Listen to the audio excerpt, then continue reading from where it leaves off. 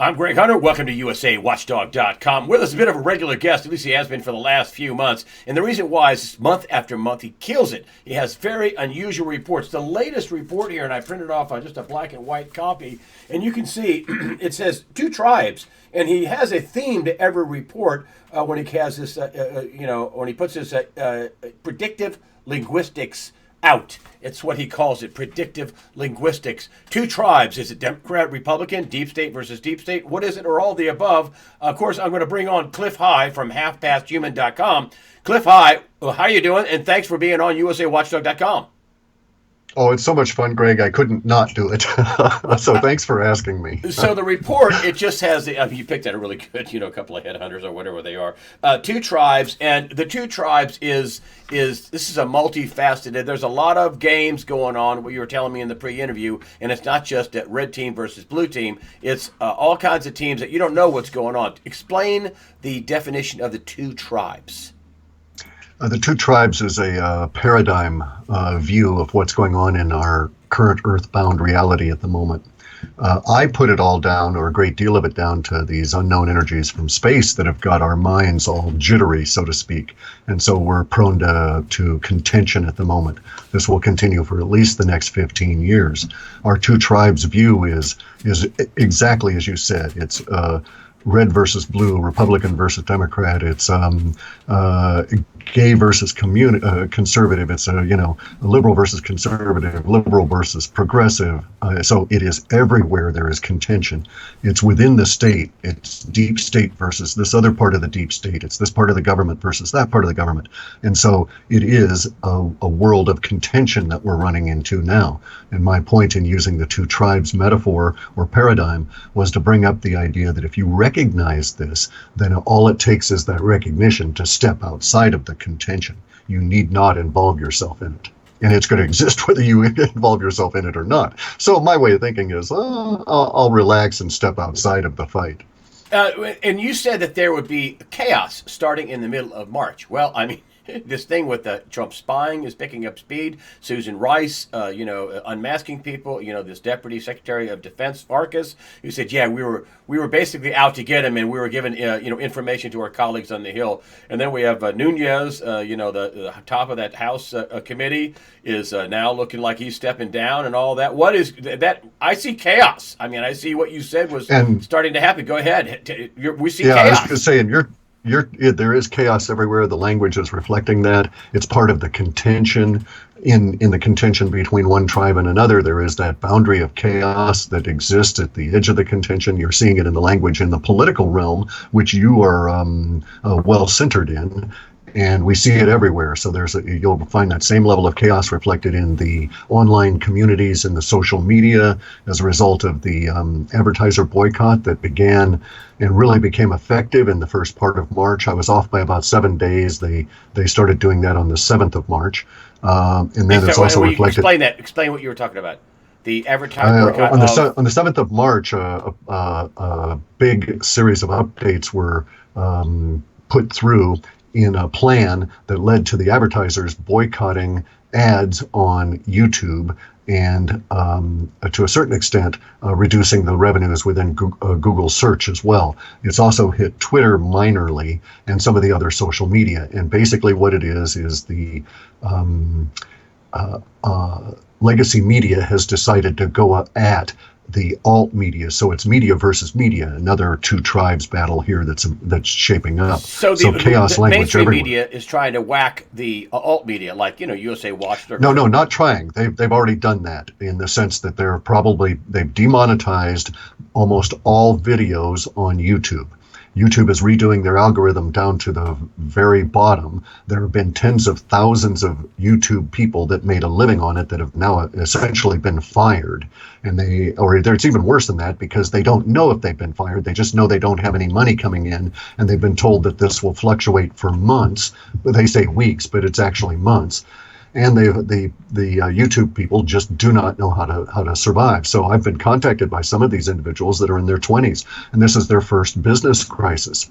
And some of these individuals were making millions of dollars. One guy that contacted me in a just a terrible state is 23 years old and has employees. He's got 11 people, members of his family and friends that work for him. And all of a sudden his revenue was flatlined and he won't be able to make payroll at the end of the very next month. And so this is his first business crisis. And he's effectively been fired from his revenue stream. No warning in any of this. And he's actually a collateral damage. He's not a racist site. He's perfectly advertiser friendly. He tries to be a very good YouTube citizen. And so it does not matter. If you're not legacy media, if you're not one of the big brand name broadcast media conglomerates, then your advertising has been hit. And this is mainstream media is doing this because they're getting whacked. So they're fighting Correct. back. So the empire strikes back is what they're doing. They've had enough Correct. of them having their business model cut into. So the alt media has been hurting the mainstream media. The mainstream media was dying, and it has nothing to do with the alt media. The fact that the mainstream media is dying has to do with you had to be trained in a generation to watch that stuff in order to be a consumer of that media. Everybody that is beyond a certain generation behind me was never trained that way, so they don't like it. They're never going to adapt to it, and the legacy media just doesn't get this. It thinks it's a contest between it and alt media. Alt media could go away, and legacy media is still going to die because none of the millennials, the post-X generations, care to waste their time with it. And most of them, especially if you're under 16, you know that they all lie. And so why bother at all? So the legacy media is effectively dead because there will be no new generation to pick up newspapers or Wall Street Journal or broadcast television or any of this. They're just not going to pick it up. It's not going to go forward. And so they will die anyway. Unfortunately, they see it as a battle, and they've decided to try and take on in their death throes, try and take on what they saw as their opposition, which is the alt everything. And in the meantime, in doing that, they hit everybody that was not alt-right or alt-political on the spectrum in the YouTube advertising. So all the people with gaming sites, with health sites, with body tip sites, fashion sites, they're all dying simply because of the mechanism, the underlying paradigm of the legacy media is kill the advertising for everybody and eliminate it. So they're willing to basically burn everything in the field in order to get the mice and the rats, as they see it, that they don't like. And they're more than willing to have that collateral damage, and we're watching that now. And that level of chaos, that language of chaos, if you go onto YouTube and stuff, or any of the social media, it has actually gotten to the level where it has altered the usual balance of language. And so let me be very clear about this. I can expect when I run a sweep across YouTube with my spiders to do a report and pick up all the comments and it gets all aggregated and so on, I can expect that I'll get between 7 to 9% of that language in any given run relating directly to some form of currency or money or something like that, an issue of funding or all these kind of words. I can expect 7 to 9%, and it rarely exceeds 9%. And now we're up into 19 and 20% and growing. Wow. And it is because it's exactly, so it is skewed. Now this is good and this is bad. So in my way of thinking, in my work, I have to acknowledge that there's been a deliberate skewing of the data. They didn't attempt to try to skew the data for me, but that was the result. So I have to work that into my algorithms as I go forward here, because this is atypical. But here's my real problem. What if indeed the atypicalness of it all, the atypicality of it, is part of the process itself? In other words, is this emotional thrashing, this huge rise in the emotional language and the release language, is that prescient of something coming?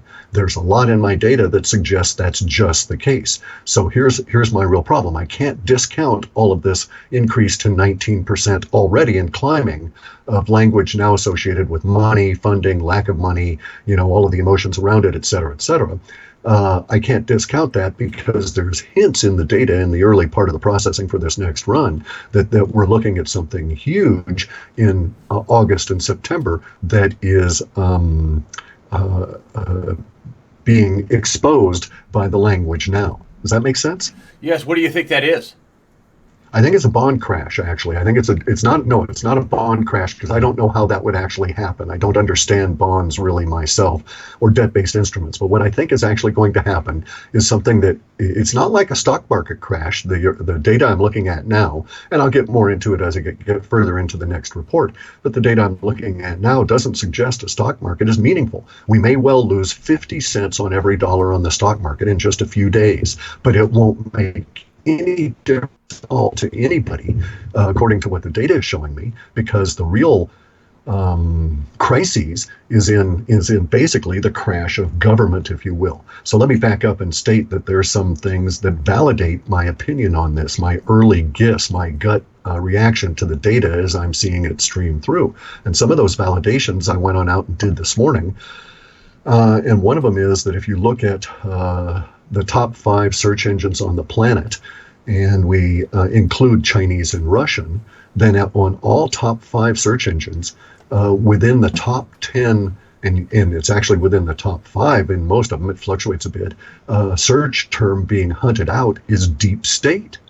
Now, this is very meaningful. The deep state exists because of secrecy.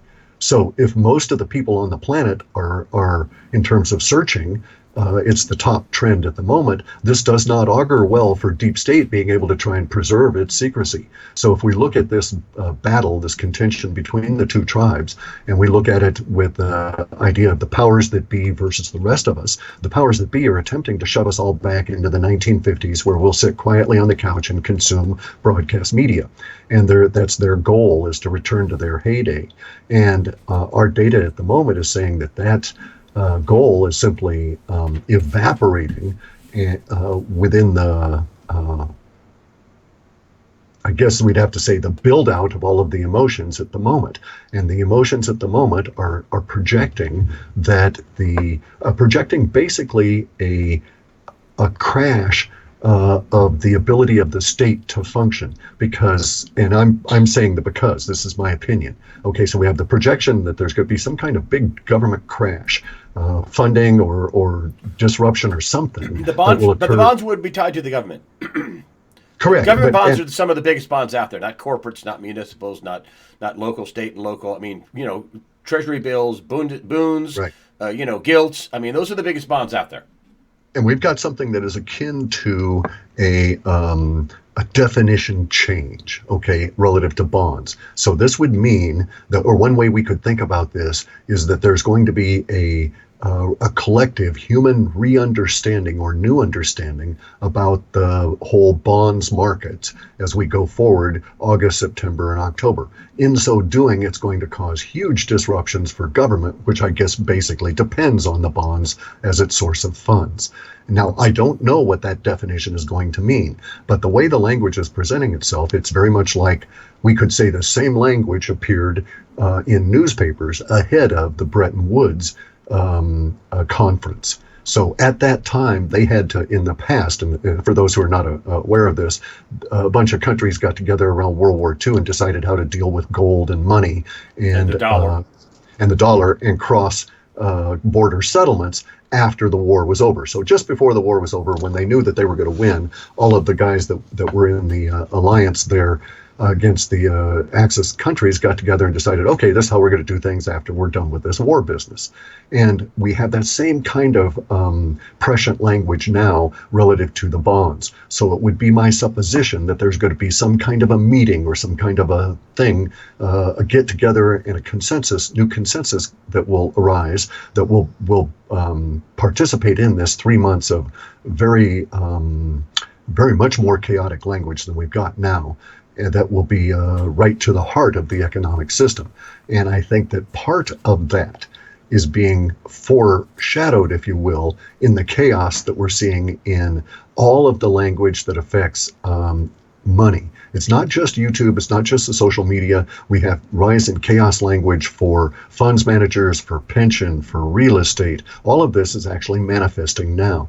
So I was spot on that. The chaos hit us around the middle part of March. You sure actually were. A little early.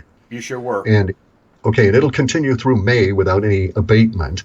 and then we'll get a slight bit of release from it through June and July. And then, as I say, we've got this redefinition that's going to be coming upon us in August, September, and October that's going to cause real problems relative to government. And so if I had to like get it down to concise sort of an understanding, I don't think we'll have a stock market crash. I think we'll have a government crash or a Fed bank crash or something, something that we're, everybody's saying, oh, well, when's the market going to crash? And I'm saying I don't think it'll be meaningful, because by the time the market crashes, nobody will care, because before we get there, the Fed will crash, because the Fed is the market, basically. And I wanted to get back to the dollar. So you had some language in here about the dollar, that we would have problems with the U.S. dollar, currency crisis. Would that Right. play in with your government? So you're saying that separate from this, crash of governments, as you're calling it, you're talking about a currency crisis. Can you talk about that? A dollar crisis. Dollar's the preeminent currency in the world at the moment. And so you're talking about there's going to be some kind of a dollar crisis as well, a couple of steps down in the value of the dollar is what I read in the report. Can you explain that? Sure. The macroeconomic environment outside of the United States at the moment would tend to suggest that the dollar is going to rise because the euro is dying.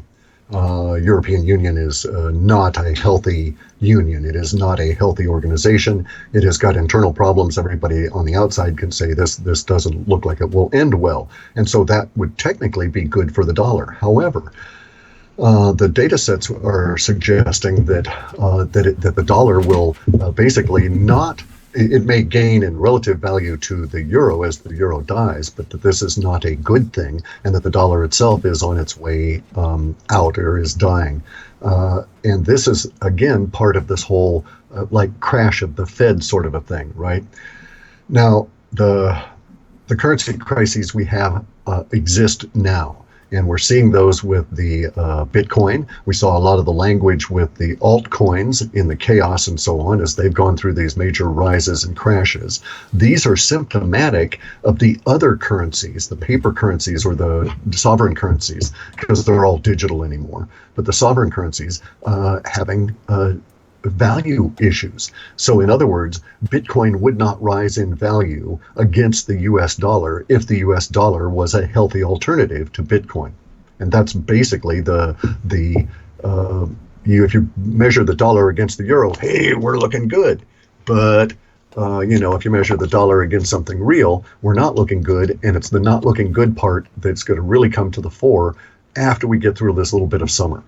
And that it's a natural transition right here. You got language in your report, and folks, just so you know, this is 42 pages. It's single spaced. It's huge. You should buy the report. I just picked out a few things, but you had one thing here, language about gold fever and a silver rush. Is that people looking for alternative currencies? Is that what you're seeing along with Bitcoin? And you have said before that Bitcoin is a good market because they can't manipulate Bitcoin like they can gold and silver. But is the same thing happening? People are looking for stores of wealth and currency, gold and silver, or not? Correct. It's the I can't think of the guy's name. I mean, you probably know. Oh, it's like Gresham's law.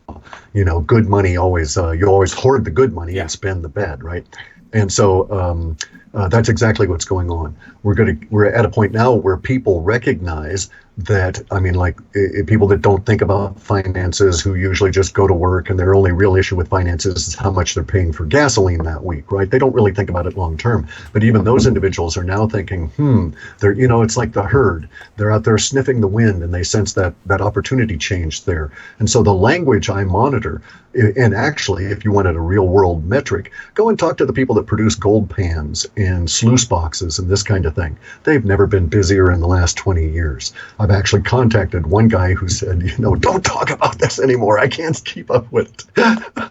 And it was like, okay, but he was joking. But it's actually a real world metric. People are now understanding that, oh look, there actually is, at least on the West Coast in Idaho, Montana, Wyoming, and this kind of thing. There are places where you can just go and sweep the sand out of culverts underneath overpasses and stuff in the mountains, in the roads, and take that sand home and pan it and get gold out of it. And there are people that are doing this. If you'll notice, there's been a big uptick in everything that people can do at an individual level to try and make a living. And so there's a lot more people out there using the little metal detectors trying to recover anything value out of the ground that's been dropped. I mean, we're seeing a huge rise in basically activity relative to economics, where a small investment might pay off for you in some other way if you add labor to it. And this is, but back to your gold fever. The gold fever is, you're talking that they could lose control of the pricing, the manipulation of the gold market, that the powers that be, the deep state as it were, could lose the control of the pricing of the silver market, or take it and turn it around and send it to the moon. I mean, is that what you're talking about with gold and silver prices? You're talking about scarcity of gold in your report, that you can't buy it, that you can't find it, that there's a silver rush or silver, what do you call it? Silver Boom. rush and gold fever? Silver rush and gold fever. Explain it. That's really what it is. It's silver rush and gold fever. Go ahead. And it's just like it's just going to be emotionally very much like 1979 or so, before we got into the Reagan era. And I don't know if you remember those first 3 months after the Reagan inauguration, how there were long lines at all the coin shops. There was a real gold fever. People were starting to panic that they had no gold, that all they had were paper dollars. And there was that panic around the dollar itself. And we've got a lot of that language now, and that all supports the gold and silver. Now, the issue with silver and gold is very, very multifaceted, because the silver and gold markets have been suppressed. In order to suppress, an emotional energy has to be pushed down on that market and maintained there. This is the metaphor of the beach ball being held underneath the rising tide is very precise and very accurate relative to the emotions. And it's my contention that the emotional weight that they've had to push down on gold and silver is breaking loose. And when it goes, there will be a bit of a flutter, and then they'll push down harder, and then it's just going to blow. And where the language is suggesting that is really happening around silver, and that silver may indeed be the kind of like final little bit of air that pushes that beach ball back up and it bounces way high. There's all kinds of language in the data sets about gold going no offer in the United States, and fundamentally about the breakdown of the stop for a minute. I'm going to interrupt you here. I'm going to get no offer so people understand. No offer. In other words, and I have on my site, I have Discount Gold and Silver, and I'm not trying to plug them, but they're the totally honest people, right? And I was talking they're good guys. And I was talking to the owner at Melody Cedarstrom, and I said, when this thing starts getting $100 up days, I mean, you're going to play the market with your inventory, right? I mean, you're not going to be selling gold one day and then next day it's going to be $100. And she said, "Oh yeah, no, I couldn't do that. I'd have to wait. I'd have to hold." Is that what you're talking about? That's exactly what it is. Sellers are going to say, no, we're not selling. Sorry, it went $100 yesterday and the day before and the day before. We're not selling anything. Is that what you're talking about? Explain. That's exactly the same kind of thing we're seeing now in Bitcoin. And it's like the people say, "No, I'm not going to sell my Bitcoin now. It went up $100 yesterday. It might go up another 100 today." And that's exactly what's going to go on at the mercantile level, at the merchant level within the retail markets for gold and silver. I don't get in a lot of data about the wholesale market. It's not so large that there's that much discussion. I suspect it'll also happen there, and I suspect it'll happen there slightly ahead of the retail market. That, the guy that's going to have to tender 50 tons of gold, he's going to be really concerned about the premium, whereas the guy who's selling 2 ounces isn't going to be that concerned. And but it'll ripple down to retail, and it may well hit us over this summer. So people just won't sell their gold and silver. People are just going to, at some point, people are going to go, "Nope, not going to sell it." And then the price will have to go up to get somebody to budge to sell. Is that what you're saying? And that's fundamentally it. And at some point, we'll cross a threshold where people will say, "No, I'm sorry, I won't take that green paper there, but I'll swap you my gold for that motorcycle or something, whatever." Yeah, I had this idea, and I don't know if you'll you research it, but I think some people say, "Oh, they're going to confiscate gold." I don't think so. I think what Trump would do can't be done. Well, I would think he would say this. He would say, "You know what? We're going to, like some states have done, we're going to allow you to go buy a car or a house. And the only thing is the gold has to come back to the bank, and the Fed will, control it. But we're not going to criminalize you. We're not going to, make you out to be a Patriot, file a Patriot Act on you. We're not going to tax you. But we want your gold. So go buy a house, go buy a car, go buy a motorcycle, go buy a TV, and the stores will be set up to take that gold and silver. They could do that at a car dealer, and they could sure do that at a closing table. Could they not? They could. I don't know whether it'll actually evolve out that way. Okay, because there's a couple of other problems involved. That has the assumption that government survives, and I don't know that that's the case anymore. I think we're going to have maybe the first ever global government or governance crash here this coming fall. That is to say, an economic crash that takes government out because government's the problem, because it's basically killing itself and killing all of us with its economic policies. I don't know what will occur, but I doubt really that we'll have the ability to take our coins in gold and silver into the local store and have them swept up that way. Now, the confiscation issue is entirely different, okay? Everybody says, oh, the government confiscated gold in the 1930s. And no, they did not. They simply paid everybody the going price for the gold, actually a little bit more than it was worth, and they bought the gold. They didn't confiscate it. Then the Federal Reserve raised the price on gold in order to create inflation. It was their only mechanism for creating any inflation whatsoever. And the way they were able to do that, though, was that there was a mechanism whereby people were used to dealing in both dollars and gold. They were interchangeable. You could turn one in and get the other and so on. Plus, there were two other elements involved. Gold could be insured and used as a backing for a loan. So banks held a lot of people's gold, and it could be insured. Therefore, insurance companies knew where it was at, and so the government had listings of it. Neither of those conditions exist here today. You can't get a loan on gold, and you can't insure gold in your house, that kind of thing. So there's no records of who has this stuff. So confiscation is out the door. Plus, there's no real reason for the government to try and get the little ones and twos that individuals have. If they need silver, they'll go to J.P. Morgan, give them a sheet of paper, and take all the silver that they've got in the vault. That's just the way it'll go, because they collected all the silver and they know where it's at. So it won't quite be that way. Now, I do suspect that there will be some form of an exchange system that develops that will be able to convert your gold and silver into meaningful other forms of digital currency. Will it be a digital dollar? I don't know.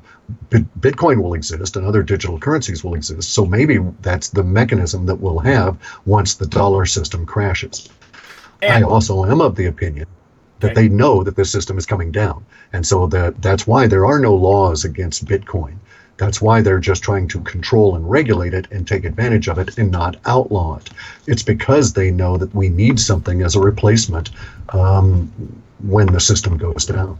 So you think they know full well that the system is going to crash? I think that they are aware of that. I also think they may see the same thing I see, that there's two possible ways out. And so if we don't do anything, the system will crash. If they do a number of different other things or allow a number of different other things to occur at a macroscopic level, those actions may cause the system to crash faster, because this is a multi-year process. But I am of the opinion that the powers that be are well aware of this, and you see this in their activities. We see macro world examples of this that provide proof of our thinking. We have billionaires buying bunkers, islands, planes, keeping planes hot so they can take off at a moment's notice, all of this kind of thing. So the ultra wealthy are very, very jittery and have no sense of confidence in their lifestyle being maintained by the system that they've created. Ergo, they think the system is on its way out. And you think this isn't just going to be a USA problem or a European breakup problem. This is going to be a global governance crash. Correct. It won't hit Russia. It won't hit places like India as much. It won't really impact Africa as much. It'll do a lot of damage to us. It'll really destroy Europe. It's going to really impact China. And it will also go on down into Southeast Asia to some extent.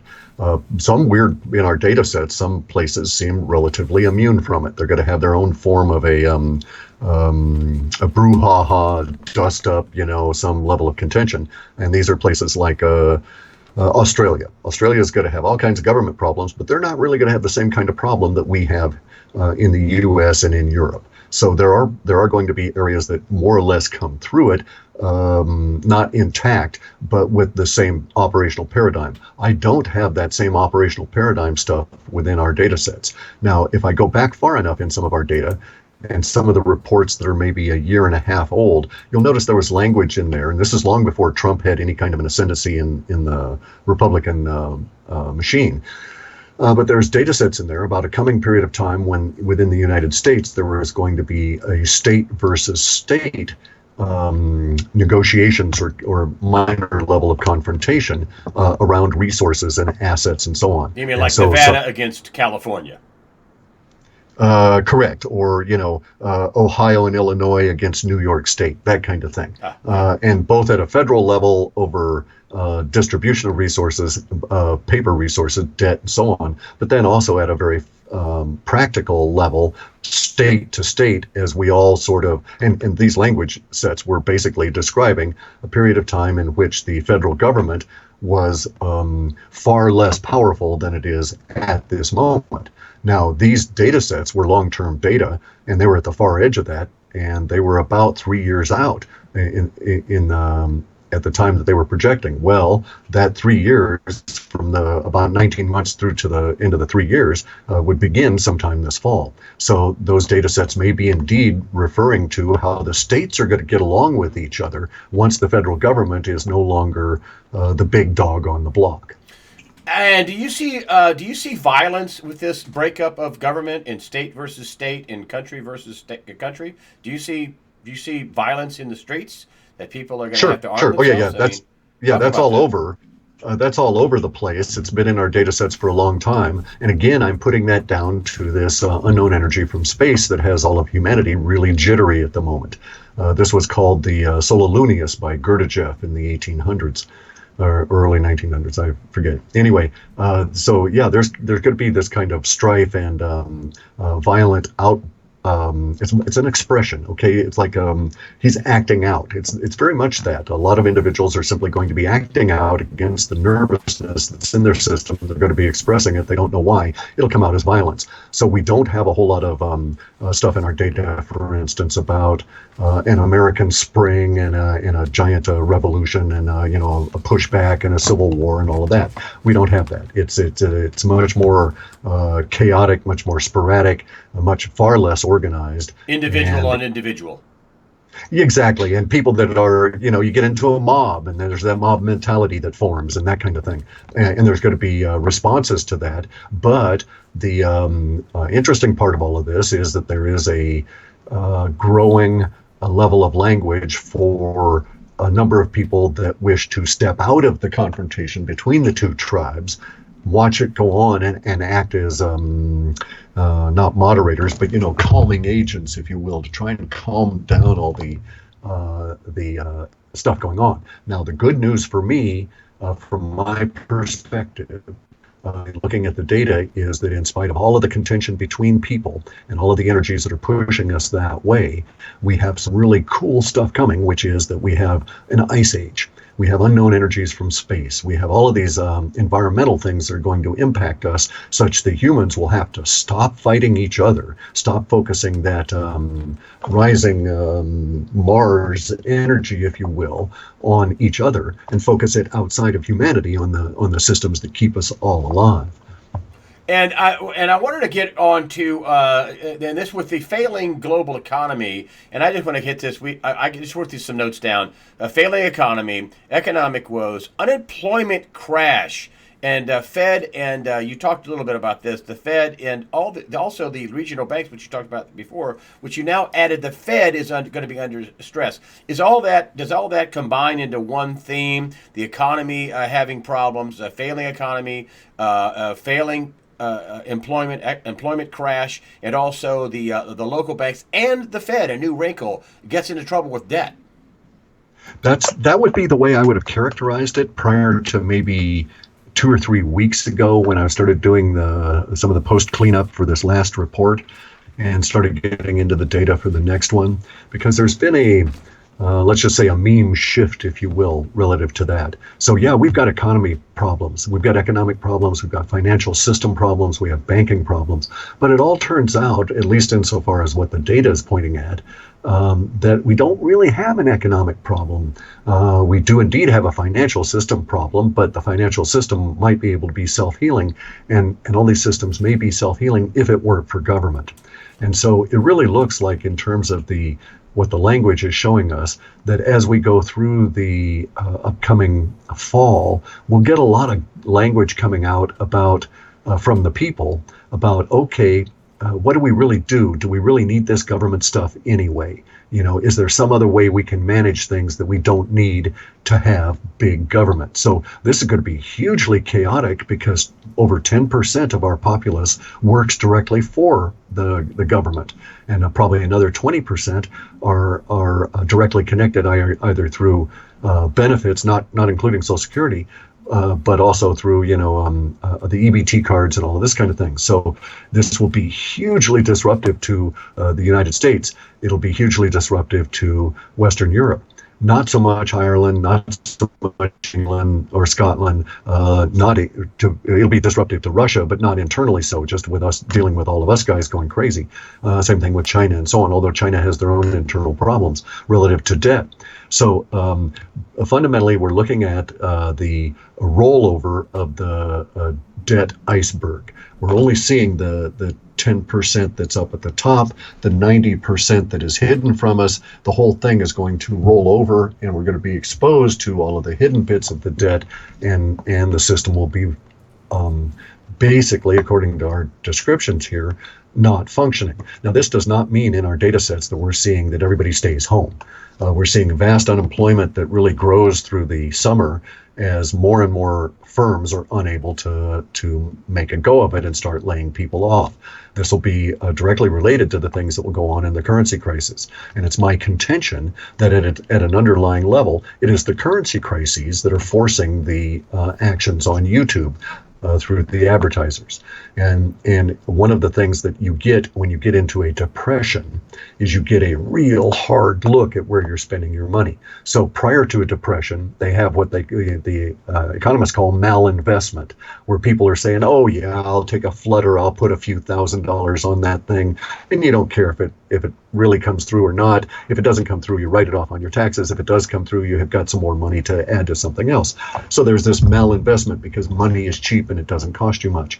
But when you get into the real depression, all that goes away. All those malinvestment monies, they're gone. You've got no more resources. You've got to take those two pennies and you've got to digitally rub them together very hard before you spend them to try and grow a third penny. And so during that period of time, we get to the point where we are very solid about what we put our money in. And this is why those advertisers are basically freaking out on YouTube, is because they're spending hard money on ads and they want control. And so they don't want them up against some other video that they don't want to see their product tied to. They could have accepted that in the looser days of freer money, but as we go forward, they won't be able to do it. So we're getting into the tightening period of it all, naturally, natively, and on top of that, we're now faced with the debt berg rolling over to the point where, and government's going to be sitting on top of this iceberg, by the way. They're sitting on top of that 10% out there, so they're going to go underwater when this thing rolls over. Realistically, we have individuals that don't know how to manage anything, that have never managed a company or a firm or never grown anything in terms of a business. We call these individuals lawyers and politicians, and we put them in charge of all of us, and they've done a very poor job. Now, we were stupid in letting them try and manage something. We're not as smart as the Chinese. They put engineers and accountants in charge of things, not lawyers. And so we did this very badly, and so now we have to pay for it. And it looks like 2017 and onward is our years of reckoning. And if you don't have gold and silver and Bitcoin and a car title and food and tangible stuff, you're going to be in trouble. Yeah. It's going to be difficult. Universe always provides. These periods of difficulty, though, we're going to see a great number of people die that the system maintains now, because as the system maintenance degrades, we won't be able to keep a lot of these people on. And so we will see that level of impact on our social order, on our population, and so on. And we have a great deal of this to go through. We have a really terrible time to go through with absolutely no guarantee that humanity will survive. And I say that quite factually. We are at an extinction level event. Now, this extinction level event doesn't relate to our economics. I mean, it controls our economics, it dominates our economics, but it doesn't matter about the dollars or currencies or any of that. Doesn't relate to that. Does not relate to anything. Doesn't truly even relate to the debt. The debt is merely a signpost or a symptom of our underlying problem. And our underlying problem comes down to a single thing, and that is energy. If we don't solve over these next 4 years the energy crises that we're currently in, and it has nothing to do with oil, has nothing to do with the cost of oil or that industry. It has to do with the return on investment of physical calories put into the ground to get oil out. That has crashed. It's come down to a level that is not sustainable. It costs us more BTUs, more physical calories, to get 1 calorie out of the ground in the form of oil than we achieve in useful work out of it. This is not sustainable for our species. Our species has only gotten to the point where it is now because of what we can think of as basically cheap or free energy. If you used 1 barrel of oil, you could get 50 barrels out of the ground. Well, 49 of those, or 48 of those, are free. You got your barrel back that you put into the ground, and then the others were free, or they're free energy or cheap energy. That doesn't exist anymore, and that's put a real strain on our society. That's why our society is coming apart at the seams, and it's this underlying energy equation that is our death warrant as a species. It'll probably be pulled in the next 4 or 5 years, and it might take us another 20 years to actually die off. And there would be a few remnants, maybe 2,000 or 3,000 breeding pairs of humans around the planet trying to struggle in an ice age. And they may be able to make it because there would be so few people relative to the amount of oil that would be above ground that could use it. But the vast majority of our society cannot make it go. It doesn't pay for us. We can't make it up in volume, right? So if we put in 100 barrels of oil into the ground and we only get back 102 barrels, we're toast. If we only get back, anything less than 200 barrels, for every 100 we're putting in, we're on a very slow slope to extinction, and we're way past that level right now. We're on a very rapid slope to extinction, and if we don't solve the energy issue, now here's our solution, as I was talking about earlier. We have 2 solutions to the problem. We can accept extinction and go quietly, or we can get the guys in the deep holes in the ground to pop out with the free energy devices. And a lot of people say, oh, well, he's a woo-woo crackpot UFO believer, et cetera, et cetera. And that all of those are perfectly true. Does not make me wrong. There are deep special access projects that have been working on free energy devices for over 50 years, none of which has been shared with us, and we need those now. So it is my contention that within a couple of years, as we go forward here, especially within the United States, especially within what we call USA pop here, things would become so desperate that you would actually have, and we've had very long-term descriptions of this in our data, you would actually have mobs of desperate people marching on places like the hidden underground government bunkers in Maryland, the hidden underground government bunkers around Mount Weather, Area 51, Wright-Patterson, any number of these military bases where we know that there is this technology stashed. Now, a lot of these individuals at that point will simply be going for food. But there will be those individuals that will be going saying, we've got to get this stuff out of the ground if our species is going to survive. The final question, just quickly, pedophilia. The axe is going to swing on both Democrats and Republicans that are involved in this hideous crime. Is that correct in your data points? Oh, yes. No question whatsoever. It doesn't matter who you are. That's why there we go. Go ahead. I'm losing you on the interconnect. Go ahead. Here. Go ahead. I still got you. We're gonna lose Democrats, Republicans. Are going to lose all of these individuals in your major professions that are lauded and looked at, and celebrities. Okay, a lot of these people are very dirty in this. Sports figures, monarchs, CEOs of businesses. There's a lot of people at the top that are very scared. And with that, Clif High, I want to cut it short. Well, we did 40-something minutes. But listen, Clif High, halfpasthuman.com. You can go on there, just scroll down, and you can find the report, Clif High, halfpasthuman.com. The latest report is called Two Tribes. Clif, thanks for joining us today on USAWatchdog.com. Thank you much, Greg. It looks like I'm losing connection to you now. We mentioned the wrong words. Okay. Well, there we go. We're back. Okay, Clif, thanks so much for being on. Thank you. Okay.